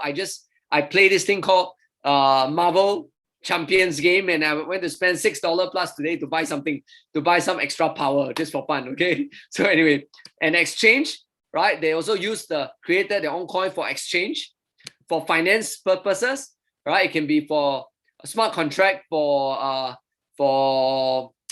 what do we call smart contract for insurance, all kinds of insurance, right? For social media platform, for marketplace, for utilities, for others. So there are many different kind of people who created their own coin of using Ethereum for different purposes. Okay, so all these things can be found on like theapp.com. Okay, so you can go to theapp.com/theapps. So once you go there, click on Ethereum, and you can see all the projects that people are created from Ethereum. So what will make Ethereum price go even bigger? Well, if an app inside here becomes very successful, the value of that coin goes up, right? Let's say Dragon Ball Finance, okay? So someone created Dragon Ball cards. So a lot of people love Dragon Ball, all right? Nostalgia, right? When you were young, you bought Dragon Ball, and now you can play Dragon Ball and collect Dragon Ball character, and the Dragon Ball character is using Ethereum, let's say, okay? And you can actually trade and sell your character, and a lot of people are playing the Ethereum. The more stronger your character, easier for you to win in fights against other people, right? So everybody want to have your character. It's limited edition because the one created limited edition. And you can sell your character, you can improve your character or things like that, people who play gaming. So because of that, there will be a lot of value for this. And if a lot of more people play Dragon Ball, more people use money to buy the Dragon Ball coin, all right, that increases the value of Dragon Ball. And if Dragon Ball succeed, that will make also Ethereum succeed, right? So the more projects that use their own smart contract coin succeed, the more people use that, the more it becomes more successful it will be, right? Is that easy to understand? So that's why listed cryptocurrencies now is like over 4,000-5,000 already, right? You can even create. Now, having said that, since 2017 to 2018, almost 2,000 coins have been valued at zero. Okay, so there are many coins that are created using Ethereum smart contract, but was valued at in the end they become dead coins. Okay, up to 35% over last year. Tally about 2,000 over coins all become zero. So even if a coin is even if someone comes with a coin, as long as not enough people that value it and use it, over time the coin will become, the value will drop. So it's very important for if you buy a coin, you want to know the value will go up. So to be safe, you can buy just Bitcoin and Ethereum if you're just starting out. Okay, so Bitcoin treasury. So all these are all the companies that just now I already told you that already have put in billions of dollars. So remember I told you how the rich, evolution of money right from the start, when I talk about how the rich, the big boys start going into it first, and then after that goes trickle down to the mass people, to the more educated, and then to the less educated. So the less educated could be the last to adopt cryptocurrencies, just so you know. But the rich, a lot of the rich has started adopting into cryptocurrencies already, including our own, let's say even our own DBS, right? Our own GIC invest in OSL, which is a cryptocurrency exchange. Okay, so recently GIC invested yesterday, news came out, GIC invested 70 million in a crypto exchange already. So right now, what's different is that government and banks are now invested in cryptocurrencies already.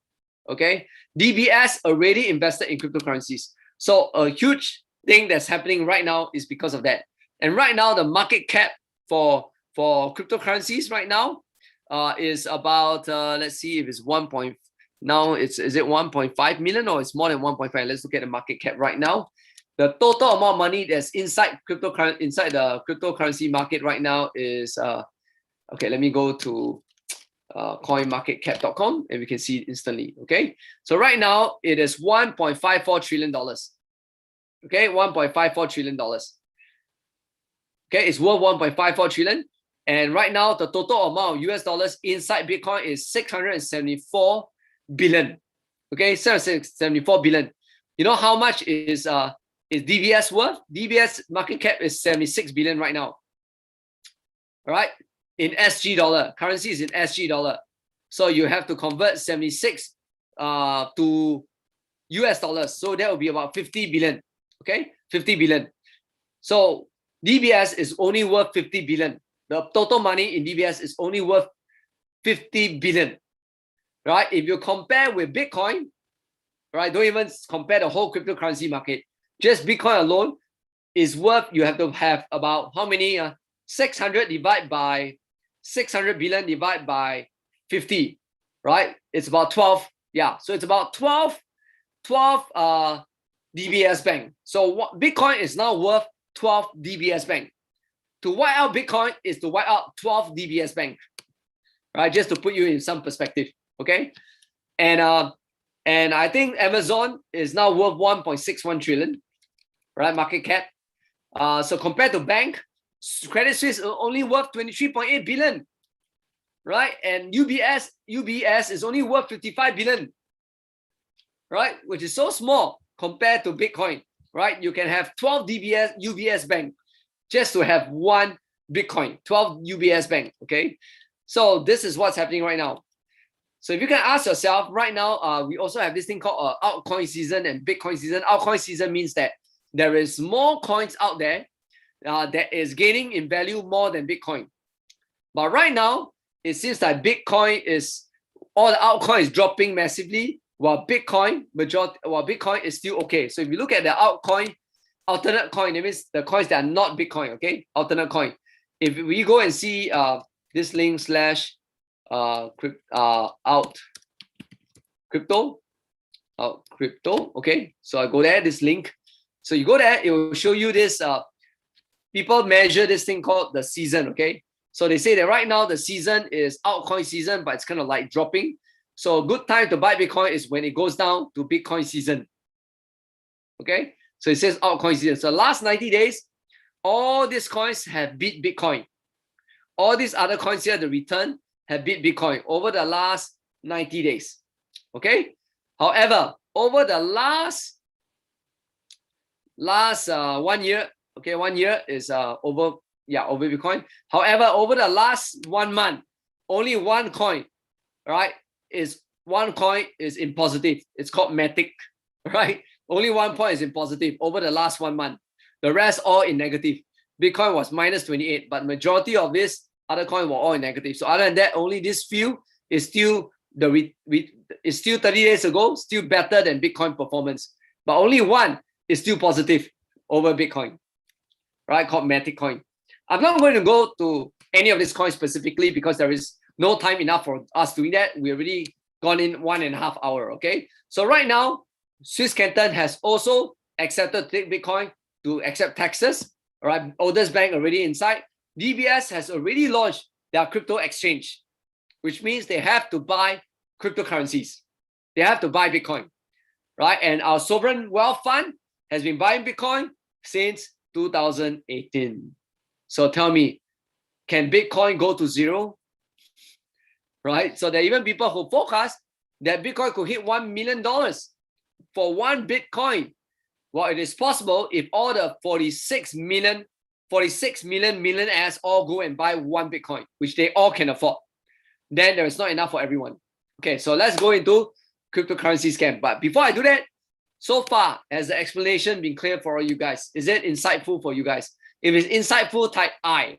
All right, so far, whatever I shared information, if it's insightful, type I. Now you have a deeper understanding that you did not have previously. Right, thank you, Edwin. Thank you, Jerry, Alphys. Right, if it's not insightful, just let me know as well, okay? It will be good if I can help to improve on this. Okay, thank you very much. So let me continue to the next slide. Okay, next slide, let's talk about scam right now. In 2018, about $3.25 billion was lost to scam. $3.25 billion was lost to scam. Okay, so there are fake crypto exchange, right? There's Ponzi scheme. Anyone that tells you to refer people to earn the coin and that they can refer people to increase the coin value, right? That is a Ponzi scheme to avoid. Okay, you shouldn't earn coin by referring people to go and buy the coin. If you do that, that's usually a scam. Okay, cryptocurrency, there are fake cryptocurrencies like OneCoin, right? There's pump and dump scam as well that says, hey, you buy this coin right now, it's going up in value. But basically it's using pump and dump method. That means they're telling you that everybody is putting money to create a fake increase in the demand in the coin. But but then you go in later on, they dump the coin. Okay.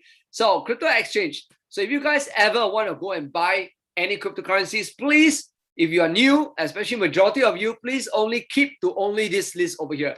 So please take a picture and only keep your buying to only the list over here. Now, if you're in Singapore, which I assume most of you are, then use Gemini. Gemini is MAS regulated. So we are safe. It's protected by MAS. They have an insurance. Okay. So Gemini, go to gemini.com and their fees are quite reasonable for buying Bitcoin. So you all know you can buy Bitcoin for $10 US. You can buy Bitcoin. Just buy some right now. In fact, now 30 over 1,000 is a very good price. And do you want to know why I feel it's a very good price? How do I know whether it's a good time to go and buy Bitcoin? Anybody would like to know? Type yes. Why? Then I will show you why. Why now during this next 4 days is a good time. Okay. Why not Binance? All right, Binance right now, Binance that you can't buy Bitcoin over Binance, and right now because the fees are higher than Gemini. All right, in terms of, and it's harder to buy from Binance from Singapore because you either use debit card, right? Debit card, which always have problem, or if you transfer money from your bank into Binance, that also has a problem. Okay, that takes a while. So Gemini is the fastest with the lowest fee right now. They try to build a base from Singapore, so the fees is a bit cheaper. However, they don't have as many coins that you can buy as Binance. Okay, so Binance, there's two, basically there's Binance.com and Binance.sg. You can buy using Binance.sg as well. Okay, Binance.sg or Gemini.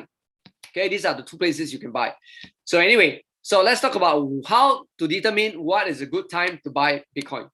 Now, okay, before I go into that, let's talk about the 7 steps to prevent crypto scam.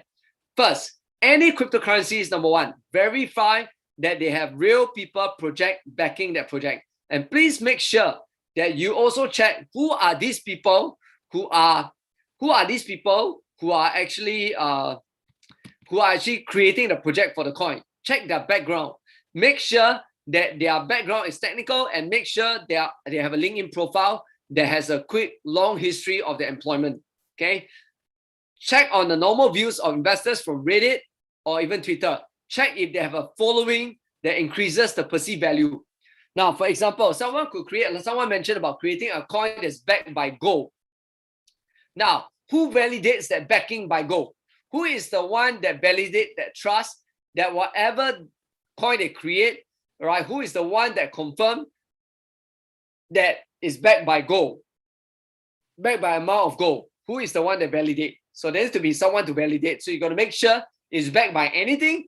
Make sure there is a credible validator, okay? Like MAS or something like that, okay? Now, then also you must make sure that don't just trust famous YouTubers because some of them are being paid to do it, okay? So read their white paper, understand what the project is before you invest. Some people say, oh, you invest first, then we tell you because it's trade secret. No. All cryptocurrencies who are actual cryptocurrencies, they will have to review their white paper for people to know what the project is all about before you invest. And a lot of them regularly update their report as well, okay? Fake ICO do not give out complete details about their plan. So normally, they'll tell you their plan. Like first step, let's say I'm creating a platform for property. So I'll say, hey, I created a property platform, okay? And my property platform, right, can allow people to transact properties or rent out properties using my coin because there's a smart contract attached to it. And also, right now we are building the platform, and then our next step is to actually allow people to rent, use the coin to rent, right, or something like that. So there is a roadmap. Okay, make sure they update their roadmap and they do their roadmap regularly. Coin that need referral to gain value, only promise returns, avoid that. Source code, all the coding that is needed to create a Bitcoin that is open book policy. All right, that source code is actually open to the public, and it all the, like, even a Bitcoin, what are the coding that's created that is needed to create a Bitcoin is public. You can actually copy that code and create your own coin. Anybody can do that because the code is public. But the thing is, will enough people value your coin when you create it? Although the code on Bitcoin is there, but there's enough people that validate, that choose to see value in Bitcoin already. That's why the Bitcoin has value. So remember, you understand right now, gold can also become of no value if everyone perceives that gold has no value. If one day nobody want to buy jewelry in gold, let's say that's not trending anymore, everybody want to try use other things that's more trending, then the perceived value of gold could drop, right? And you can see gold prices has not really gone up a lot as well. All right, so I don't want to talk about passive income first. Let's go on to talk about Bitcoin versus Ethereum and gold. Okay, look at the returns in 2020. Ethereum returned 464%. Why? Because everybody is going to Ethereum to create projects. They create different projects for different things. So if you want case study about projects, or even want to have intention to want to be the first, create your company to be first to adopt blockchain into your company or something like that, then you may want to attend a course that I teach that does that, and it's SkillFuture. You can claim SkillFuture, right? The course is not out yet, but if you are keen, you can let me know in the chat if you are keen. All right, type the word K if you are keen to do that, and later on I'll show you how you can register for that. All right, register to be on the waiting list for that. All right, you can type in K if you're keen to learn how to do that. That will be going more details about blockchain and successful case studies. We're going to show you that already are using blockchain and how they've used blockchain to improve their processes and flow of their business using blockchain technology in the different industries. So I will be able to go in depth about that. It's probably a 1 or 2 full day course that SkillFuture approved. If you're keen, just type in the word K. All right. So moving forward, see, compared to oil went minus 21%. Bitcoin went up 294%. So the reason why is because all these companies have bought in enough Bitcoin to create buffer for you, like MicroStrategy, like and Elon Musk. They've created buffer, including a lot of ETF. Even Rothschild has also invested $1.4 billion into Bitcoin for the buffer already. So which means right now, a Federal Reserve, right? Although they say that is to investors to say that it's not what it doesn't have what it takes to become regular currency. But right now, they are thinking reconsidering it again right now. Okay, so Elon Musk said that mining is too hard. Well, I already addressed this earlier on in the first issue. So if you look at the last 10 years, let's talk about compounding. Okay, we're not talking about growth of Bitcoin. Talking about compounding. If 10 years ago you bought Bitcoin, do you know that your Bitcoin was compounding at almost 200% for the last 10 years?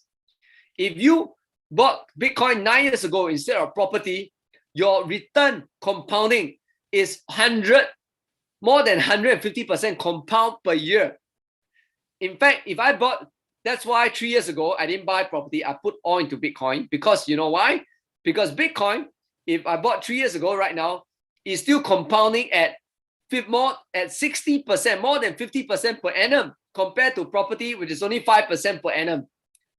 Okay. So if you bought 2 years ago, you have compounded for 2 years, year after year, you have compounded more than 200%, almost 300% compared to 5% a year compounding for property.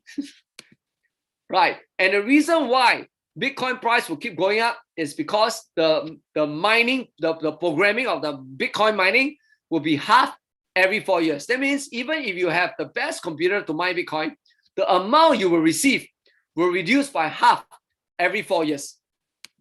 Okay, so now let's come to the part where when is the good time to go in? Okay, the best time to look at it is look at all the horrific Bitcoin crash. So out of all these 12 graphs where all the Bitcoin crash, and what is the percentage? Let's calculate. Okay, of the 12 times that has crashed, okay, majority is how many percent? Let's calculate. 30, 30, 30, 30, 30. Okay, so between 30 to 40% most time, 40% 2 times, 30% 1, 2, 3, 4, 5 times, 50% 2 times. So you can see majority is about 40 to 50%. And recently we have dropped from almost 50%. So I would say right now, with all the banks and everything in, I would say right now we are pretty near the low. The lowest it can go probably near maybe 29,000, 30,000, right? That's about 50% already. Okay, so I would say anything between 40 to 50%, about 30 to 50% is a good range to go in. So right now we calculate at the current price right now from 64,000, how many percent is that right now, right? So if you look at the current price right now for Bitcoin, right, it's about 35,661, right? So if I look at highest is 64,000, right? So let's do this 64,000. So if I take 64,000, 64,000 divide by 5, right now is 535. Right now it's 35 638 638. Okay, times 100. Okay, right now it's about 30%. Okay, about 20. How many percent is that? 100 minus 79. See, my math is so bad. Okay, it's about 21% drop right now. So it might drop to about 30%. So 21% drop from high right now. So maybe you want to wait until you hit 30%, you can go in and buy some more, and 33%, right, all the way to 50%. Okay, but I would say the most it will go is probably 50%, right? If you include 50%, that's majority of the time. I don't think this time around will ever go to 70, 80. I don't think we'll see that drop so much already right now. But I would say 50% max it will go. Okay, so if you between 30 to 50 is a good range for you to go in and buy every dip. So now it's about 21%. Let's hope that it will go down further to about hit about 30%. Then we can go in and buy some. Right? Is this a good guide? Right? So you can see that every time it declines, you can see the return went up by how much more? Decline 40%, go up 94%. All right. Return 30%, go up 43%. Drop 41%, go up 70%. Drop 39%, go up 65%. So you can see that every drop, right, the increase is way more. Okay, so buy on every drop. Okay, buy on every drop. So this is the rainbow at the end. Okay, is this a bubble right now? Well, because of Bitcoin halving, it's hard. You can't get into a bubble. Bitcoin cannot go into a bubble because it's getting lesser and less and less. It's not like money printing. Money printing go into bubble because there's no limit to the money that's printed. Right? So with that, is crypto a worthy investment? Well, it's up to you. All right. So you can choose. These are some of the places that you can go and buy Bitcoin in Singapore. All right. You can use this to store your Bitcoin, and you can buy other coins from other places. But Binance.sg, you can go there and buy Bitcoin. They charge 0.6%. I think Gemini, if you're active trader there, you get it for 0.35% fees only. Okay. And they have about 34 cryptos. So the highest in Singapore is CoinHardCo. So Gemini or Binance, I think it's good enough for you guys to go and buy if you guys want to buy. Okay. And last but not least, we have a non-advertising crypto Telegram group chat. If you guys ever want to join us, you can join us inside our Telegram group where I update you all the latest happenings about in the crypto market, so that it will get you more informed. And also, if you can ask questions inside there, I'll particularly create some information on videos on to answer specifically all the questions that you guys have. Okay, so for those of you who are interested to attend to create your own blockchain, or even understand blockchain in more details, how you can use it, how useful it is to help in your company and your business, you can register with our company, Trivelop Skills and Consultancy, through this link. You can register your interest there yet. We'll put you on a waiting list, and then we'll let you know once the Skill Future is launched. Once it's launched, okay? So thank you, Faith, for putting the link inside. Right? Oh, Telegram link. Okay, so Telegram link is here. So let me just maybe type inside the Telegram link as well for those of you who want to have more questions. You can ask. So inside this is meant only for sharing. It's a community to support each other, to learn more about the crypto market. So to support each other, right? Not for advertising or selling anything. Okay. Now for this is for people who really want to go more in depth onto blockchain, implement it into your company. And you can learn this through our course, okay, which you can claim 100% skill future.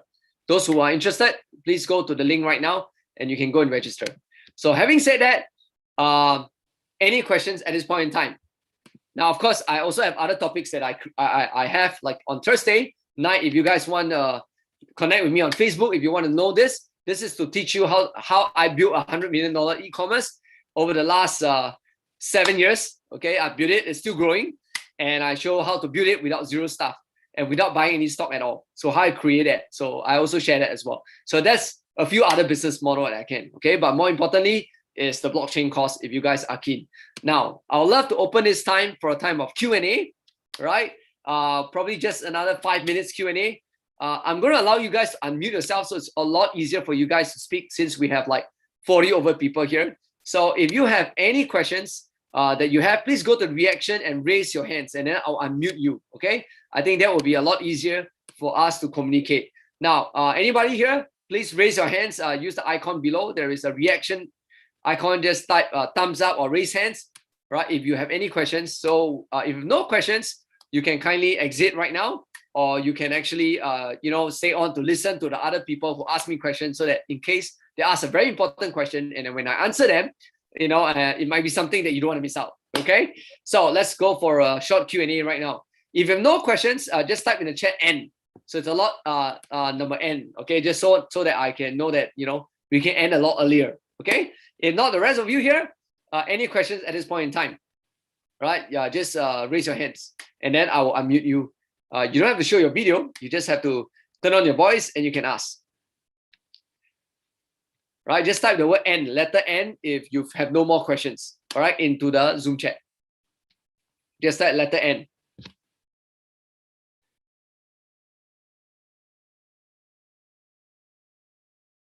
You do that? Letter N. Everybody just type N. If you have a question, just raise your hands.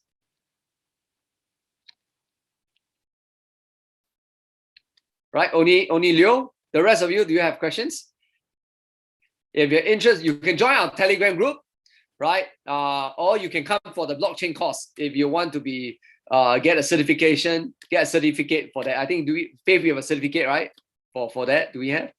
When they attend, yes, they have a certificate, yeah, to show that they have knowledge in blockchain. So you can actually register for the course. You can also join our Telegram group to find out more.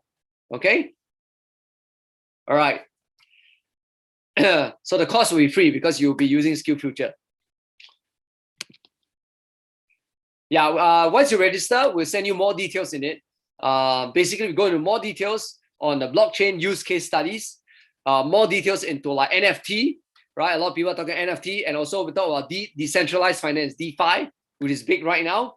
We talk about, we might go into yield farming as well, and a few more details on how to even create your own cryptocurrencies and use case studies of people that are using blockchain right now in their company and how you can use it to increase the value for your company, whether your company is suitable to use blockchain or not. Some people have used blockchain and have made a company very successful and get a lot of funds because of that, right? So it does help you to understand which cryptocurrency is good to invest as well, because then you understand the technology behind them and what makes it so valuable. And then that will also allow you to decide that, oh, okay, maybe I should invest in that cryptocurrencies. So, and how you can know whether a project will be successful or not. So including steps on how to make your own blockchain, your own cryptocurrencies become, more sustainable as well. Okay, so we'll cover a little bit into that in the course. All right, so if you have no more questions, one last thing, how do you, on a 1 to 10 scale, I'd love to find out from this sharing, okay? On a 1 to 10 scale, 10 being really, really good, helpful, really insightful, like 9 being pretty good, right? 8 is not bad, 7. So give me a rating of 1 to 10 on how do you feel about today's sharing, right? I know we don't have much. We've been over 1 hour. A lot of people. Thank you, Edwin. Wow, 10 upon 10. Wow, I've never been clearer about crypto right now. Wow, thank you, everybody. Wow. Okay, that's great. Oh, you guys are so kind. Okay, you guys are so kind. 11. Wow, Jerry said 11. Right. I hope I've given you a very in-depth, easy to understand level of cryptocurrencies. Even my kids, I use this to explain to my kids. Okay, and my primary my primary school kids, my own kids, they can understand. Right, and now they also buy Bitcoin. All right. Very informative. All right, thank you very much. I hope to hear from. I hope to have more sharing again. If Joe would like to invite me back, I can come in and share on other specific topics as well. Yeah, sure. Definitely very useful and insightful. Thank you, Winston. I think we all learned a lot. Especially I will definitely welcome you to conduct other classes or even the same classes again. Yep. Anyone got any questions for him? Just feel free to ask, please. Yeah, it's either I've covered everything already, they have no questions. But if any questions about coin, particular coin that you have, Winston, what do you think about Dogecoin? What about USDT? Like, what is USDT for? These are such things.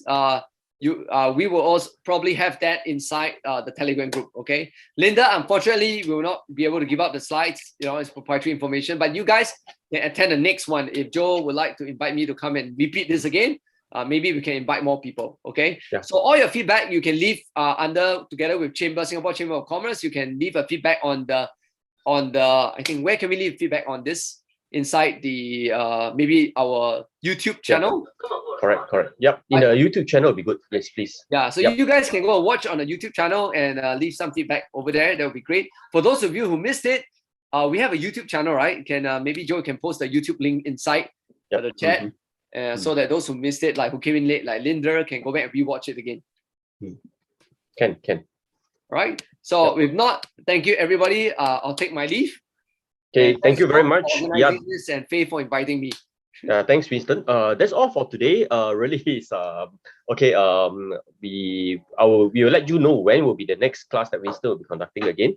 So for those that really it's not about or not aware of about our events schedule itself, right? You can just drop us a message 97291151. Okay, and we'll update you. This is the coming week event schedule. Okay, so yes. Okay, today we have our event over tomorrow. This coming Monday itself, right? We are having this personal branding talks, and Monday we also have our website creation class. Tuesday TikTok class, and Thursday we have our Facebook, Instagram class. Okay, yeah. If you want to be involved, simply just WhatsApp to us, and we'll just add you into the chat group, and then you'll be aware of all the events. Okay. Yep, that's all for tonight. Really appreciate. Okay. Good night, everyone. Okay, and goodbye. Thank you. Thank you so much.